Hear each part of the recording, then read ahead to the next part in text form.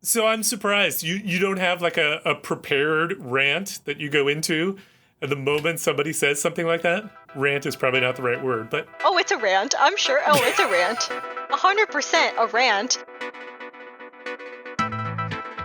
Welcome once again to Free Associations from the Boston University School of Public Health, the Public Health and Medical Journal Club podcast for anyone who is as confused by the latest health study as I am by how to behave in an office setting. It's been 18 months. Are you both back in the office? Your offices? I'm in my apartment. I work in the hospital, so... Okay, so I went back to my office 2 weeks ago, and I am so confused as to how to, behave. Apparently, you're supposed to greet people when you pass them in the hallways and say hello. I'm just trying to figure this out, but it is a wild new world we're all moving back into. So I wish you all the best of luck when you go through this. So welcome back, everyone. I am Matt Fox from the Departments of Epidemiology and Global Health at the Boston University's School of Public Health, and I am here again with two summertime guests in September. So we're finishing off our summertime guest series, but we are actually in September. But I'm told that summer actually goes through the end of September. So I think we're still technically in summer. Does that ring any bells? That sounds right. Yeah, I'm going to go with that. So our first guest is Dr. Michelle Caunca from the University of California at San Francisco, UCSF. Welcome to the podcast, Michelle. Thank you. So nice to be here. And our second guest is Dr. Sarah Ackley, also from the UCSF system, from UCSF. I was going to say the UC system, but UCSF. Welcome to the podcast, Sarah. Thank you. So glad to have you both here. And as a reminder to our listeners, if you could head on over to the Population Health Exchange website at www.pophealthex.org. That's BU's hub for lifelong learning.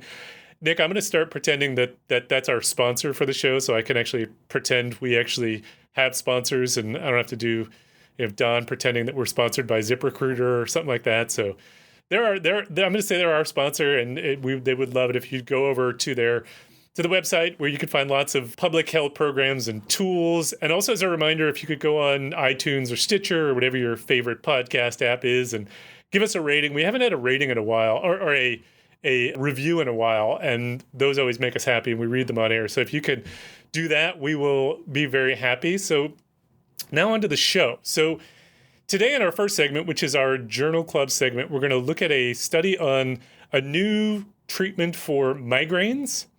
And then in the second part of the podcast, which is our deep dive, we'll talk about stitching together multiple data sets for lifecourse analysis. That's my interpretation of is what I'm going to call it, is stitching together of data sets. I don't know if that's an accurate representation. And then in our final segment, which is our amazing and amusing, we'll get into some things that we are just happy to talk about. So we will start off in segment one. So we're looking at an article this week that looked at migraine treatment for migraines. It was published in JAMA, and it was entitled Effects of Intravenous, and here's where, Michelle, you're going to have to help out. I need a doctor on this. Eptinezumab? Am I even close? Sarah and I were trying to figure this out, too. I listened to some recordings last night, and hopefully I remembered this right, but yeah, eptinezumab. Eptinezumab. Yeah. You can go to old episodes of this program, and I have destroyed the name of pretty much every single drug that we've ever talked about, so it's not too surprising. Anyway, eptinezumab versus placebo on headache pain and most bothersome symptom when initiated during a migraine attack, a randomized clinical trial by first author Paul Winner from the Palm Beach Headache Center in West Palm Beach, Florida. So here are a couple of headlines that this one got. So MedPage Today says migraine prevention drug shows rapid benefits during attack. Health Day says eptinezumab speeds pain symptom relief from migraine attack. I think that means pain relief. It doesn't speed pain, but the comment in there kind of confused me. Oh my gosh. And then 2 Minute Medicine says intravenous eptinezumab associated with a more rapid onset and prolongation of symptom relief from acute migraines versus placebo. So, Sarah, would you mind starting us off and just talking us through what they did in this study? Yeah, sounds great. I think this article was absolutely fascinating for reasons around why studies are done and how drugs get approved and why. And randomized controlled trials of new drugs is a topic that Michelle and I have been texting a lot about over the last couple months around the approval of a different MAB drug. So I think one that we talked about on the podcast earlier. Yeah, lots of Aducanumab. Do I have that right? Yes. See, I can't say these things. Go ahead. The antibody drugs are really challenging. I think there's just something about the combination of letters that I find particularly hard. Yep. So I think it's really fun to talk about some of these ideas around trials and approval of new drugs in a different context. So as you said, this paper addresses the question of whether eptinezumab is an effective treatment for migraine. But let me start with a little bit of background and context that I researched yesterday. So first, maybe a definition of what migraine is. So for those of you who don't know, and Michelle here is the medical doctor, so she might have more to say, migraine is a diagnosis for a recurrent headache that may or may not go along with a laundry list of other symptoms. And this study looked at headache along with nausea and light and sound sensitivity. And migraine is a reasonably common condition and more common among women. So eptinezumab, the drug examined in this study, is a CGRP monoclonal antibody drug, and it's one of 4 recently approved antibody drugs that work by this or a very similar mechanism.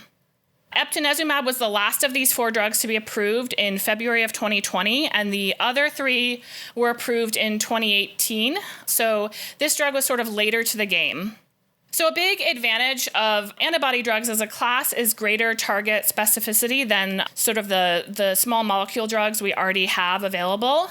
And I think this certainly has the potential to improve treatment and can be used to learn more about disease mechanisms, both at the population level and at the individual level.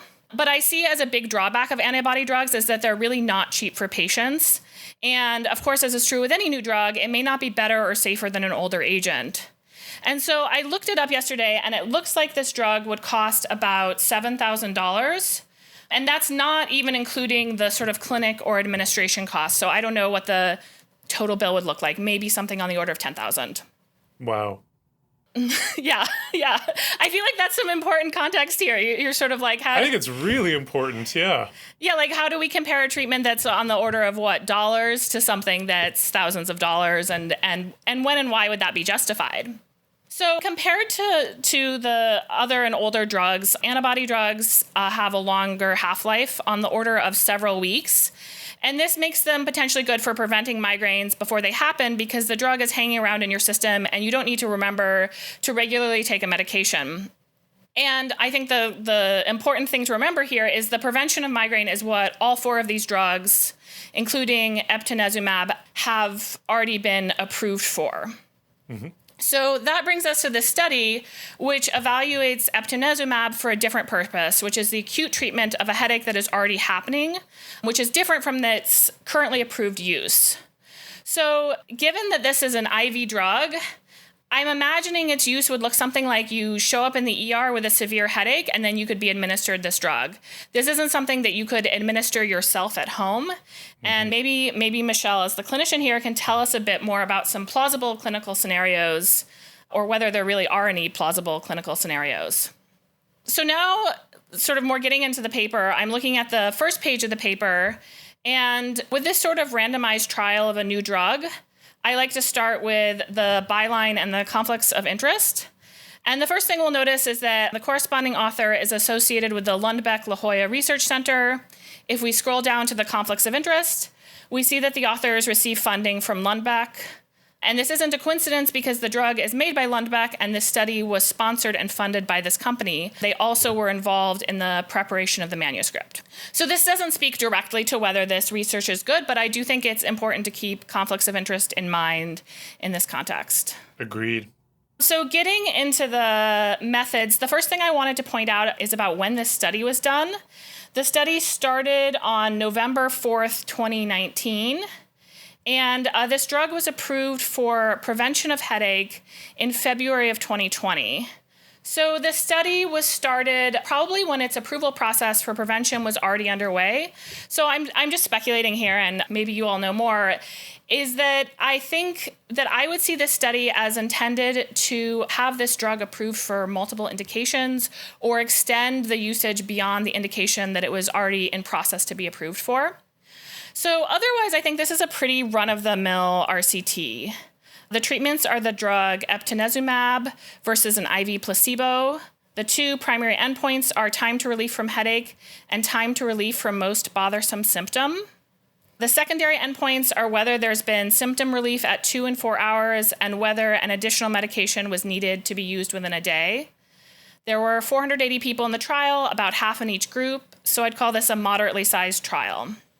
In terms of the study participants, which is a topic Michelle and I have chatted about, close to 90% of the trial participants are women, which I would see as a reflection of who gets more migraine.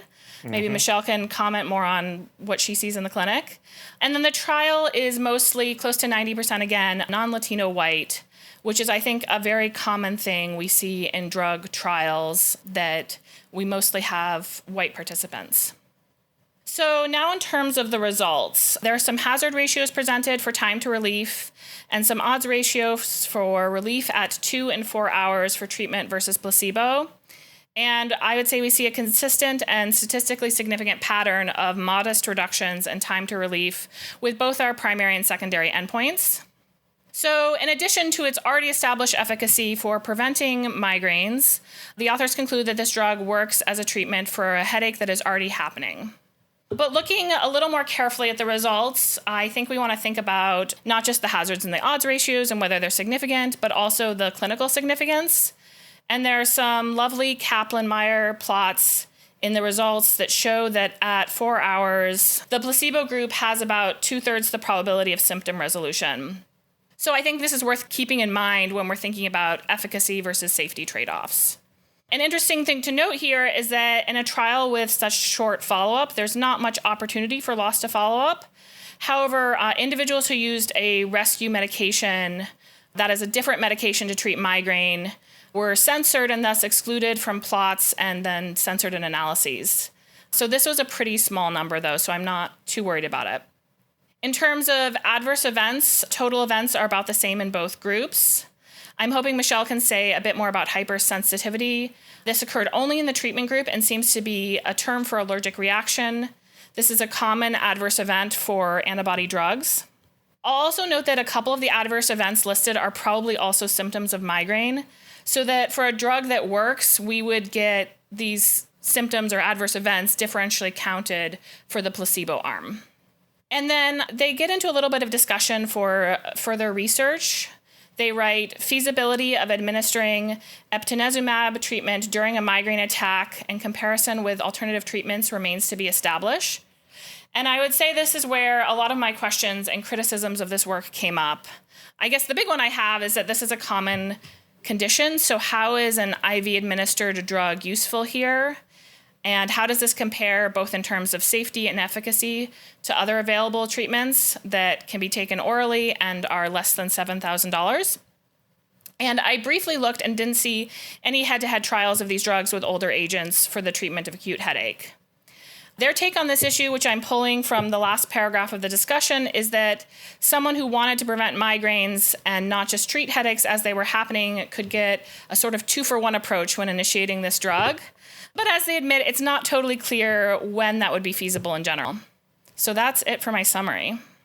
Awesome. So that is a fantastic summary of what they did. And I just want to emphasize a term that you used, which was, you said this is sort of kind of your basically run-of-the-mill randomized trial. And it's funny because I didn't write the exact same thing, but, in my notes, I sort of like, this like feels, I don't know, easy isn't the word, because running a trial is never easy.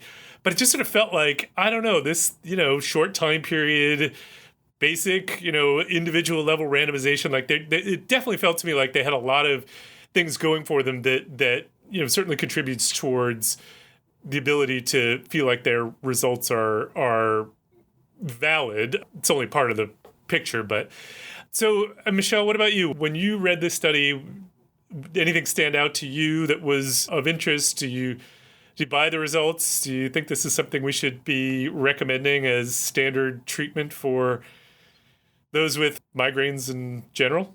I mean, I think Sarah pointed out some of the things that I also was worried about when I read the study, which is, why an IV drug for the quote unquote abortive therapy of migraine. I think that's what most clinicians would call trying to stop a migraine that's already happening. To me, and I think, Sarah, your point about a patient coming into the emergency room for an acute migraine that's refractory or not, for me, I would imagine that someone would come in, they into the ED, they tell me that they have this migraine. My immediate questions are, do you have a history?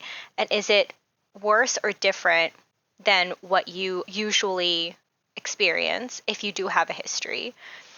And then if it is worse, it's not just enough for the clinician to say you have a history, I'm going to give you an abortive therapy for migraine. If it's worse or different, they're getting a scan. They're getting scanned because we worry in that acute moment of things that are really, really bad, like a bleed, for example, in the brain. So it's not benign for someone to go to the ED for something like this. Like, they're going to be worked up for every possible worst case scenario that they present with. And I don't really understand why an IV treatment for abortive therapy would be done when there's, like Sarah said, oral medications that are pretty effective from what I read. And I'm not a migraine or headache specialist, but, that was my first thing. Like, why is this really clinically useful? And if it is, I would want it compared to currently cheaper and easier to take abortive therapies, not just basically normal saline that they used as their placebo. So let me ask a little bit more about that, because from a statistical standpoint, it seems to me they have demonstrated that their treatment is a benefit over a placebo. But as you say, there are other treatments available. So it was a little strange to me that you would be comparing to placebo. But more than that, when I look at the results, you've got time to freedom from headache pain. And absolutely, there's a benefit, but it doesn't look to me like a huge benefit. And as you say, you're comparing to a placebo, not to another treatment. Given the costs, it does seem to me this is, you'd really want a quite a large benefit, and I don't see that here. Am I missing anything? I don't think so. I read the same. I mean, I had the same conclusion. And to me, there are situations clinically where patients go home with a line, like an intravenous line of some kind. And those situations are limited. Like if they need long-term IV antibiotics, for example, for like a relatively serious infection, and that's their only problem. Or if they are receiving chemotherapy outpatient and they have to have a line in because that's certain therapies, intravenous. But for migraine, to me, it would be more interesting to think about an IV drug for a refractory case. And I think for that clinical question, you have to compare it to either other abortive therapies that are orally, taken, or other IV therapies, which also are given in the refractory case. I don't know if Sarah has any thoughts on that too.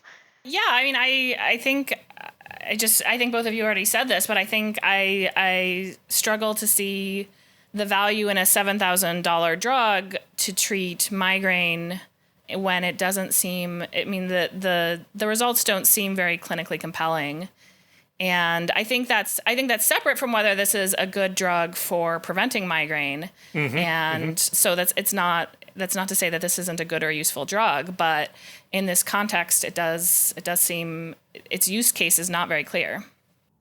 Yeah, I mean, part of me wondered, is the reason for this because you've got a drug that's expensive? We don't know that it's always going to be this expensive, but given the kind of treatment it is, I suspect it's going to be fairly expensive for a while. And as you say, that's just the drug cost. That's not the cost of actually being in the hospital to get this administered. But, maybe if the benefits were really dramatic, I mean, you tried this and it, just much, much shorter time to resolution of symptoms, then it might be worth it. But I can't think of a reason why that would be biologically expected. And certainly their power calculations to justify this trial didn't expect that. So it's, that part of it was a little bit of a mystery to me. I do take your point, though. I mean, it's worth emphasizing. That doesn't mean it's not a useful drug in other contexts. It's just sort of in this one, it doesn't necessarily seem like it's adding up.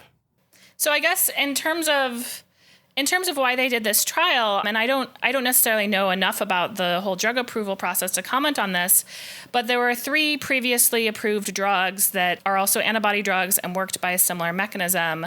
So I wonder if this was, this trial was planned before eptinezumab was approved, or that approval process was underway, and this was either a way to maybe get it approved for a different indication if it wasn't as effective as these other agents for prevention of migraine, or a way to sort of extend its use beyond prevention, because I think there are these other 3 drugs that are very similar, and so I don't know why as a clinician you'd use this antibody drug versus another one.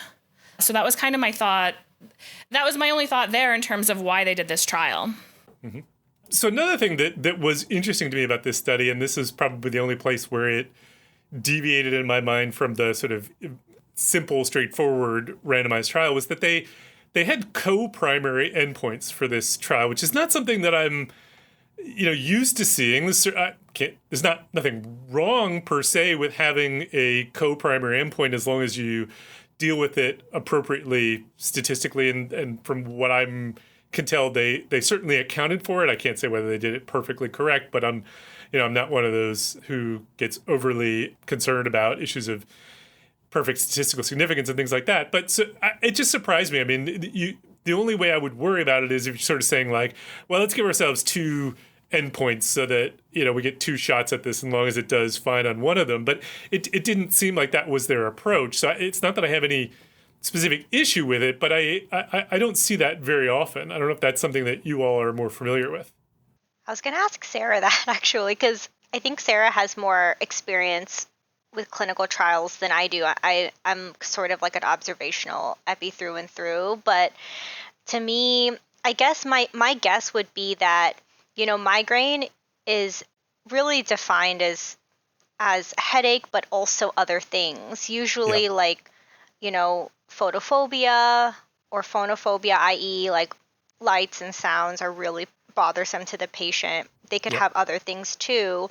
So to me, I'm like, well, I'm glad that they looked at what is subjectively more bothersome for the patient. I guess I was happy about that. I just didn't know statistically, what that meant in terms of having 2 primary endpoints. Like, what if one of them wasn't significant? I don't know. I just feel like I don't know enough about trial analysis but it was weird to me too, and I wanted to ask about it. I mean, I think it was compelling that they had consistency across these 2 endpoints, but I've definitely seen contexts where you have multiple outcomes that you're looking at and you see signal for one and not the other, and that's where I think interpretation gets really tricky. Like, is this something where we've just looked at this enough different ways that we've happened to come across something significant, or is this a real signal? And I guess my other thought is I do think we need to think carefully about our outcomes for trials. Something I noticed with some of the early trials for COVID drugs was that their outcome was timed to symptom improvement versus something like mortality or were you sent home from the hospital. And so sometimes we'd see significant signal for these sort of time to event outcomes, but not for the things we really care about, like did you survive? So I do struggle here with what the best endpoint would be. I mean, for this particular trial, I'm not worried because we did see consistency, but in a situation where you might not have consistency, you want your endpoint to be what's most meaningful and most important.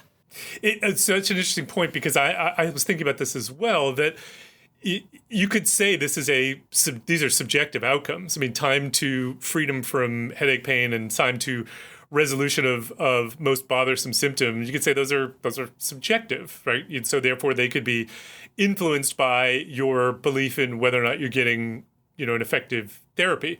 On the other hand, like, it seems to me it's the relevant outcome, because, this is not something, as far as I know, that leads to long-term severe other clinical concerns. I do know that migraines are associated with cardiovascular disease, but I mean, the actual headaches themselves, I don't think are leading to death or anything like that. And so what matters, you're getting the treatment so you feel better. And if you feel better, that's like, does it matter if it's subjective? I assume in this case it really doesn't.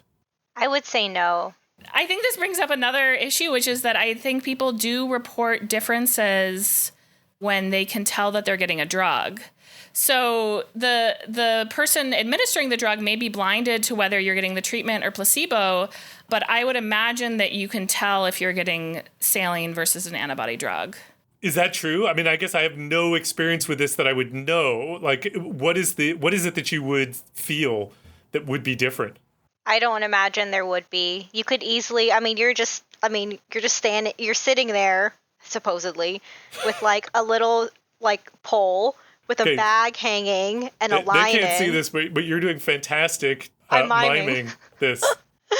But they could cover that bag of whatever saline really easily. I think it would be easy to blind the study, relatively speaking. What if you're one of the 5 people who has one of these hypersensitivity reactions that's not so severe that you stop treatment? So that you think that they would know that they got the treatment? Just looking at some of the adverse events, there are a few that we see in both groups, but then there are a number of adverse events that we see really only in the treatment group, and they're mild. So I wonder if there's some way you can sense, like, I feel different on this drug. I think that's a fair point, but if the treatment is increasing adverse events, you would think that would sort of count against you would be less likely to report I'm feeling better if you're experiencing an adverse event that you believe is associated with getting the antibody treatment. I don't know that's true, but I'm just that would be my prior going into it. But yeah, hard to say. All right, any last thoughts anyone wants to raise before we move on? I think just to finish off the point about endpoints, I think clinically treating migraine is treating the patient's reported pain. Yeah. So I think it goes back to this desire for biomarkers, that are quote unquote more objective. And I think, in me and Sarah's field for Alzheimer's disease, this has been such a hot topic, but, I don't know that there are biomarkers for migraine, but ultimately for a lot of neuro diseases, the subjective reports from the patient are really what matter. That's what matters. That's totally what matters. I don't really care about anything else other than if their pain subjectively goes away. And pain is always subjective. So we really do, in a way that it's a patient-centered thing. We titrate everything based on that in this situation. So for me, it makes sense, and maybe there's some subjectivity to it, but I think clinically this is what we would do. Yeah, I completely agree on that one. So before we move on, I just wanted to comment on something from the abstract, which I found strange, or not strange, but something I just haven't seen in a while, and is definitely not my preference, which is if you look at the results, they report the initial hazard ratios with p-values and no confidence intervals. And I was just so surprised to see that in a JAMA article, that if you go down to the odds ratios, then they do provide them, but don't provide them for those initial hazard ratios. It just seemed kind of strange to me. That bugged me too. Yeah. The other thing, and this is like just one of those questions that I had, there's no issue one way or the other, but this study was done did I get this right? This was done in the United States and in the country of Georgia. I don't know what that was about. Why? I mean, so typically when I see studies like that, my assumption is there's just some kind of a relationship between the the PI and somebody, a PI in Georgia or something like that. So nothing wrong with it, but like it stands out as just sort of an interesting thing. And you do wonder, like, will this treatment be as available in Georgia as it will be in the United States? I have no answer to that question. So it may be that it is, but it makes you wonder. And I know we didn't talk about this for the study, but trials just really confuse me in terms of recruitment and selection. I'm kind of selection bias is like my favorite thing to talk about in epi, but I just don't understand really, for me, like usually when I work with a faculty member who's like, I work on a clinical trial or I'm recruiting from my site, I'm like, oh, they're like, how do you choose, like, how are you recruiting patients? And then how do you choose or who gets this opportunity? And I feel like there's just so much weird selection in trials, and it's very confusing, and I don't really have an answer, but I just wanted to throw it out there. No, I would totally agree with you. I mean, I don't think it's an issue of selection bias per se, unless you're thinking of that in terms of like external validity, in which case I would agree. But I think it absolutely affects the who you can transport these results to, or who you can generalize these results to, and it matters a lot because the populations in trials are very different from the populations of patients who are ultimately going to experience those treatments. So it's a big issue. I think there's some desire to reduce variance because then you'll have more power. And I don't think that we should necessarily have population representative samples in trials. But on the flip side, this study was done in 90% non-Latino whites, 90% women. Do we want to extend those results to other groups of people? And I think we should be thoughtful about what types of diversity or variability are important in a trial and what types are not important. And I think we've really landed on the side of, unfortunately, I think trials are really homogeneous populations that aren't representative of who will be getting the treatment.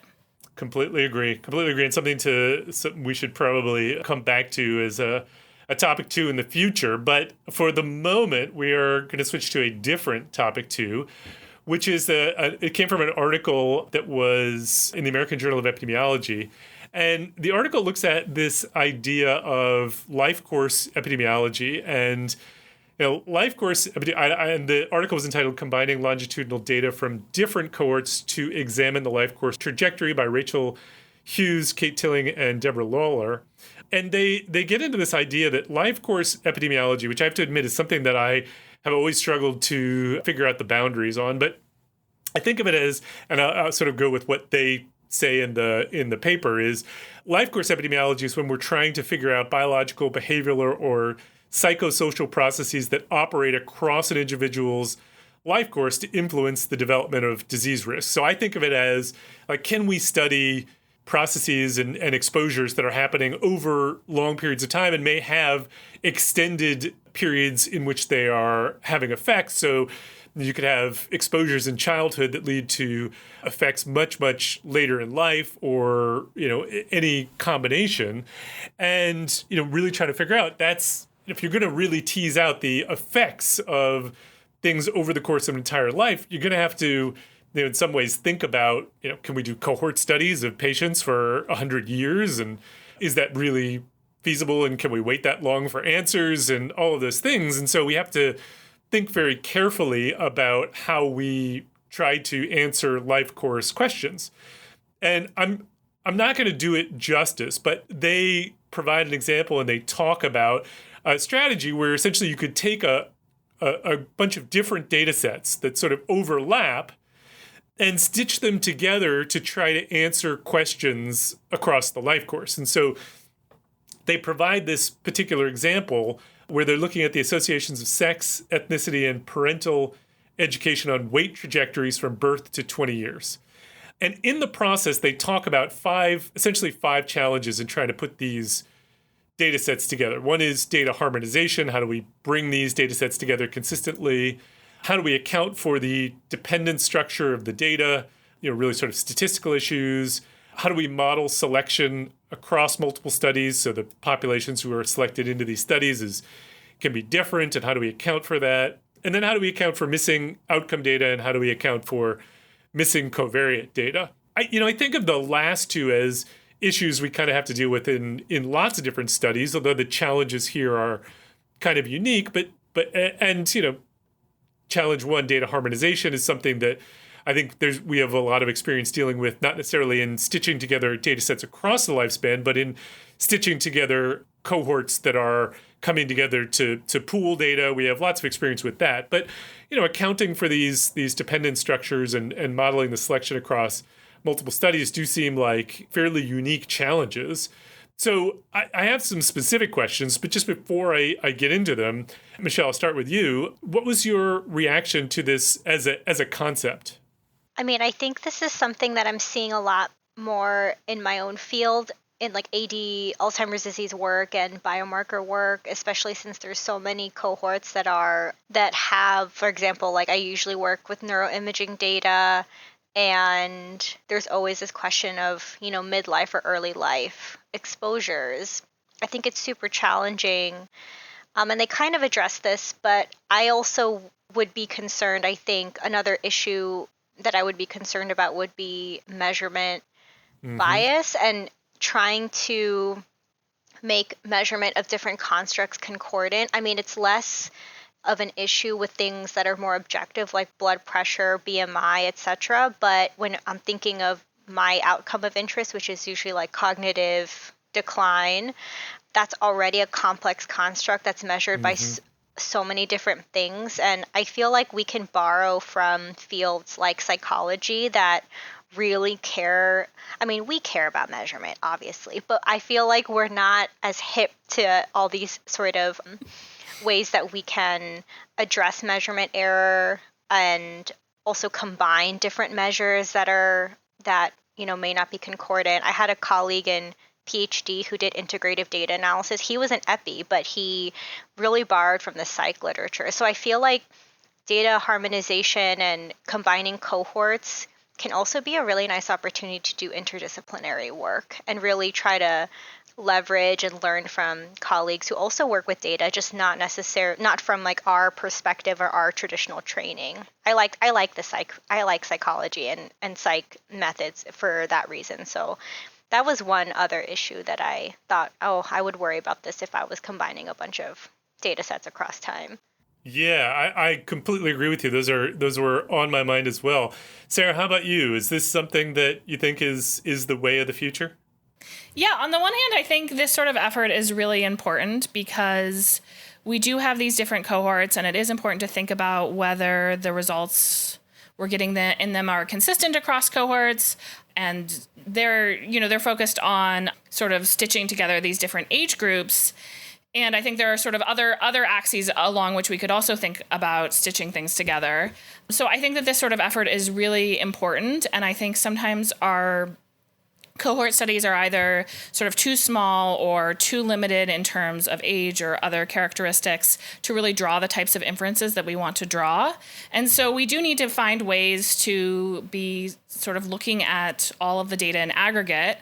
And this is really important in terms of what kinds of trials we do, because I think there have been, again, in my field of work in Alzheimer's disease, there have been a lot of trials, things like targeting hypertension, where we really thought from the observational data we would see something, and then the results have been more modest than expected. So I think this sort of thing is really, really important in terms of guiding what trials we do, also in terms of informing policy. We really want to be leveraging all the data that we can be. That said, I think the devil is in the details, and I think there are a lot of challenges in terms of stitching these things together and assumptions that might go into it, which we could talk about specifically in this context, that may or may not be correct. And I would want to make sure that sort of any results or conclusions that we draw from this sort of data aggregation process are robust to those assumptions that we're making. And can you say a little more, because you said there are challenges you see that are unique here. What do you see as the really unique things about a situation like this that we would have to account for? Well, what I saw here is that these cohorts started, I'm just trying to pull up the figure, but these cohorts started in very, very different times. And they had this statement that they assumed homogeneity across these, or at least some degree of homogeneity across these cohorts. And I think there are people born as early as 1930 and then people born decades later. And assuming homogeneity across that type of time span, when we know that there were lots of things going on in the world that might have affected these cohorts differently, that seems like a hard assumption to me. And I think it's one that could have been tested. So I don't think that all is lost, but I think there were places of overlap where we could test some of these assumptions that we're making. I completely agree. I wonder, the example that they use, as we said, that where they're stitching together, they're bringing together these cohorts, 5 different cohorts, to look at things like sex, ethnicity, and parental education and weight trajectories. I mean, I think it's fantastic, but the question is this a situation where it's more set up to succeed than in other questions we might want to ask, because there is a lot of data available for this. Weight is, something that is fairly standardized in how we measure. Sex and ethnicity and parental education don't tend to change very much. Like it feels to me like there's a lot going for this. If we want to study like environmental exposures, which are going to change over time, we'd have to be able to get the information on. Like those kinds of questions seem to me like they could get much harder. Michelle, do you see, going forward that we're going to be able to use this for lots of different questions, or do you think this is a fairly niche type thing?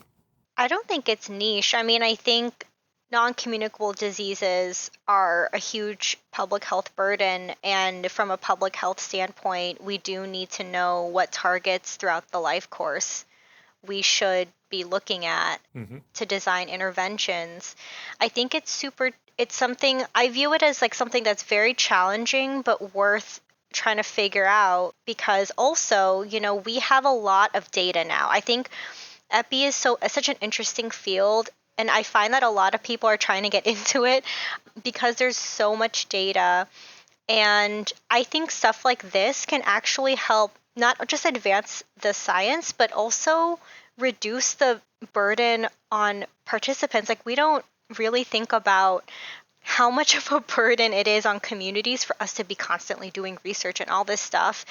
So just coming from like a community or patient-centered perspective, I think there's a lot of methodological things we can do, even in the trial space too, with all the experts in trial emulation and all that stuff, where we could answer some questions without imposing even more so on communities. Not that they don't deserve to have research be done within them, but I think, there is some sort of, I think there is an ethical perspective that we don't always talk about when we think about data. There's just so much out there that we could be leveraging, and especially in clinical research. I just don't, I think a lot of people are like, oh, I want to do this research, I want to submit this IRB and like all this stuff. And I'm like, the data's out there. We just need to maybe be a little bit more advanced in that method. But it is not easy, especially across the life course and imputing data. You're not only stacking it, right? I think stitching it visually is like nice for me. I mean, you're taking data maybe from one cohort that's earlier, right, in the life course, and one that's later, and it's like, how do you impute that? That's scary to me. Like imputing earlier data for like a middle age cohort, for example, I don't understand it. I've seen people do it, but I need help and education on that, because I would want to know how, again, like Sarah said, how what assumptions are made and how they're tested. Oh, yeah, fair. And I think that's a fair point. I mean, in the question that they were looking at, when I say stitching together, what I really mean is several of the cohorts that they looked at were starting at birth, essentially. But a few of the cohorts started with kids who I think were 7 to 11 years. I forget what the second one was. So you've got different, schedules on which kids are getting measures, different ages at which they're starting. And so you're trying to stitch all that information together. And, this is a relatively short time period in the sense of, it's 20, you're talking about the 20 years of life. But if we wanted to look at, the entire lifespan, then you got to have even more assumptions built in. And my only worry, and I don't mean this in any way to say we shouldn't be doing this. We should absolutely be doing this. But my only worry is, we have a hard enough time when we have a single well-followed, cohort with standardized measurements at getting at cause and effect. Trying to do it in these even more complicated scenarios, it just seems to me you're adding on layers of challenge. That's the reality of the situation, and that's fine. But I think we have to go in eyes wide open. I think one of the big challenges in this context is, what do you do if your confounders, for example, are measured slightly differently? So like you could imagine one study would say, how many days a week did you get at least 10 minutes of exercise? And another study says, how many days a week did you get at least 20 minutes of exercise? And you have to make some sort of assumption about how exercise affects your outcome and how to translate between at least 10 minutes and at least 20 minutes. And those assumptions could affect the results you get after you merge these cohorts. I completely agree. Just to clarify, we're supposed to get more than 10 minutes of exercise in a week? I know, it's really hard. Is that true? I didn't know that. Any last thoughts about this one before we move on? I think it's a really fascinating idea, and I'm excited to see more of it. I just have some hesitation. I agree, yeah.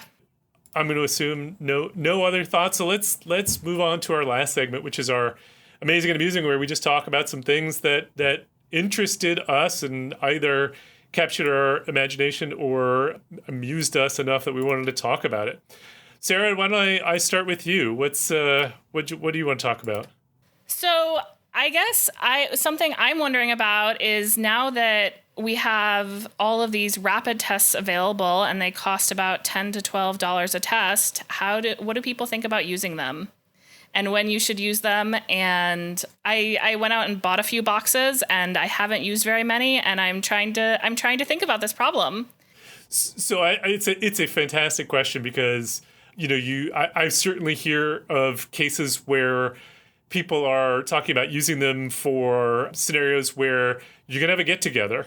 Everybody is vaccinated, but you still want that extra level of, just to make sure everyone, no one has COVID. And that's, that's fine. That makes sense to me if that's what you want to do.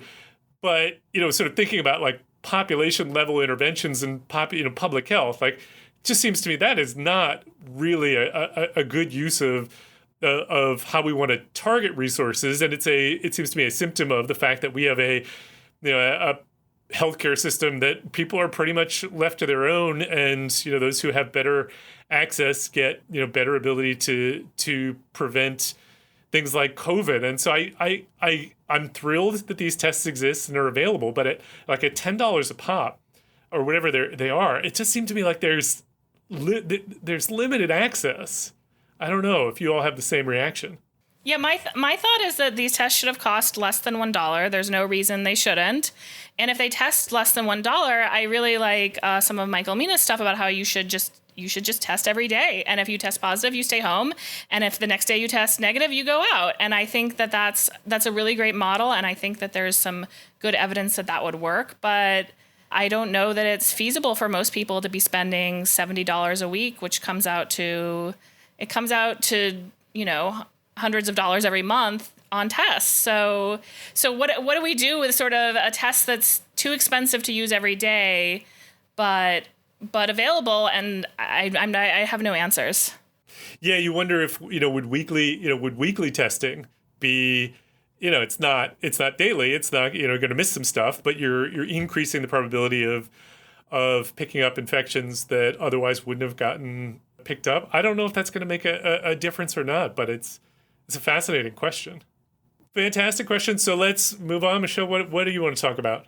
I am just finishing up my third month of intern year, which is your first year of residency, and I've been very amused / interested in how clinicians view and understand epidemiology. Okay. And I think there's a general, this is a generalization, but there's a general sense that epi is like a set of tools, and to some extent it is, I guess. Like, it's just, case control studies, cohort, RCT, triangle, and less so an understanding that it's a different set of research questions. Like there are research questions that you can answer with epi that you can't answer at the bench. But I've heard things, like epi can only be hypothesis generating, and I'm like clutching my pearls during rounds, like I better hold my tongue because that's like not true. And I'm tired and cranky, so I'll just be quiet and not talk about my feelings. So I'm surprised. You don't have like a prepared rant that you go into at the moment somebody says something like that? I do, but I have rant to hold myself. Is probably not the right word, but... Oh, it's a rant. I'm sure. Oh, it's a rant. 100% a rant, but I have to control myself just because, it's not, I don't know. It's very interesting how people view epi, how people cite, I think especially at academic medical centers, like evidence-based medicine, how they cite trials during rounds. And it's weird that they cite estimates to me without like confidence intervals and all this. The interpretation is so quick and dirty, and it kind of has to be in a sense, but also I don't know. I struggle with it as an epi. I'm just like, oh God, what are we doing? So this is a really interesting question. So there are plenty of that I encounter, plenty of MDs, doctors who also have an MPH, but I'm going to run into a select group. So what proportion of doctors that you see in the hospital do you would also have an MPH? Not a lot. And not a lot. I don't know. I feel like doctors who get an MPH, what they do with it is, I guess in general, what they do with it is so varied. They could be administrative versus an epidemiologist, or, in other contexts too. So it's varied, maybe 1 in every 10. I don't know. And you have a PhD, so you have a perspective that is very different, presumably, from almost everyone else that you are working with. Do you feel like when that people understand epi methods enough to be able to read the literature? Because presumably the key thing you need to be able to do is understand the literature well enough to be able to figure out what's good science and what isn't good science. Do people that you work with have that skill? Maybe I shouldn't ask this. No, it's something that I ask too. I think, there is maybe basic method, like statistical methods, maybe. For example, like DAG thinking, not that DAG thinking is the end all be all. I find it useful. I know there's a lot of debate among our, epi Twitter, hashtag epi Twitter, but for example, that is just has not reached the clinical realm in my experience, or even the idea, I think I tweeted about this, but the idea of a trial emulation framework has not entered that space, even though everyone's trying to use EMR data and all this stuff. And so I think there is a wall of some epi methods, for whatever reason, I have no idea because they're cool, just have not reached the clinical space. And I think you do need some additional, either a master's or PhD for those of us who are a little cuckoo for Cocoa Puffs like me, to try to even just get a hold of them. Not that fancy methods are always the key, but I don't know. I think there's a lot of questions that can be answered in a better way if people understood the methods a little bit more and understood that epi is just more than cohort studies. It's just not that there's a lack of understanding. All right. Well, so then what I think you need to do is you need to record a response, a standard response for when people say to you that observational studies can only be hypothesis generating, that we just tack on to the end of this. And then anytime anybody says that to you, you just refer them to the podcast and they'll just say, I'm not going to have this conversation anymore. See the podcast. Yeah, see podcast here. I don't blame them. I don't know. I complain about it a lot, but I think it's just, I think there's just such a focus on the biomedical framework, drug development. And I don't know. I'm a public health person, so I'm like, it's not all it, bro. There's other stuff. That's fantastic. All right. Well, I actually have an old study that I wanted to talk about that was published in the BMJ, I believe. Let me just double check that it was BMJ 1991, I think. Oh, wow. And it was, yeah, it's not 1991 because they're referring to 1994 in the paper. So it's got to be it's 2002. I'm totally wrong. That was published by Douglas Carroll and colleagues. And it answers a question that we have talked about on this podcast before in a couple of times, which is the question of, do admissions to hospitals increase, particularly admissions for heart attacks, increase during a high pressure, no, that's not the right word, like high interest sporting events? And so what they did was they looked at hospital admissions around the World Cup when England was playing Argentina, and it went to a penalty shootout. And the reason that I thought, I've heard studies like this done before. This, that in and of itself isn't all that novel. But what I thought was interesting about this one was they specifically chose this game, presumably partly because they're, English football fans, but also because this game went to penalty kicks, which you can imagine, like you're watching like the Super Bowl, and Tom Brady's in the Super Bowl, so it's going to be a blowout. They're going to win 50-0 because it's Tom Brady, right? Actually that's not true. Tom Brady's stressful. Tom's Super Bowls have always been actually close, but my point being, a blowout's not going to be a particularly stressful game. And so even though lots of people are watching it, it's probably not going to induce as many heart attacks if that's really if the hypothesis is correct. But here's a case where you have other games surrounding it that are not as stressful, but then you get to this particular match that's a highly watched match, on the pitch, and it's tense because it's gotten to penalty kicks, which is like my least favorite thing about football, soccer, whatever you want to call it, but it is certainly tense. And, so not need to go into the methods or anything like that, but they did in fact find an increase in hospital admissions for MIs around the time of that were different from, sort of before and after in comparable time periods. So it does suggest that, you got to be careful when you're watching those high stress sporting events. But I just thought it was an interesting take on that kind of study. So are you all sports fans? Yes. No, that's a no from Sarah. Michelle, what do you follow, and what's your team? Okay, so I'm a huge basketball fan. I think I mentioned this on Lisa's podcast. You did, Shout out Lisa, love you. But yeah, Lakers fan through and through. She's not listening to this.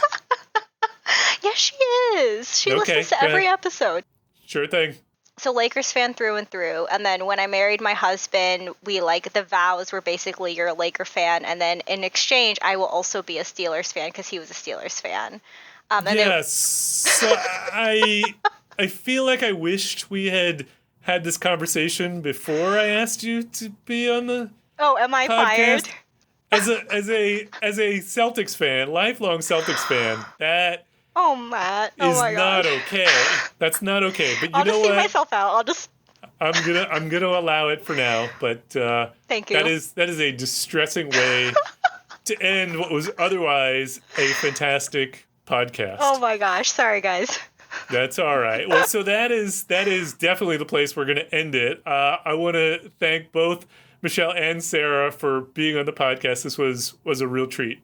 Thank you so much. Thanks. It's a lot of fun. So if you have any feedback on this or any other episode, or you want to suggest a study or a topic for us to take on, you can tweet us at @PopHealthyX, or you can tweet me at @ProfMattFox, or Don at @DThea1, or Chris at ID.Gill, or I forgot to ask you both for your Twitter handles. Michelle, what's your Twitter handle? @Michelle_Caunca. And Sarah? Let me double check. It's @SF Ackley.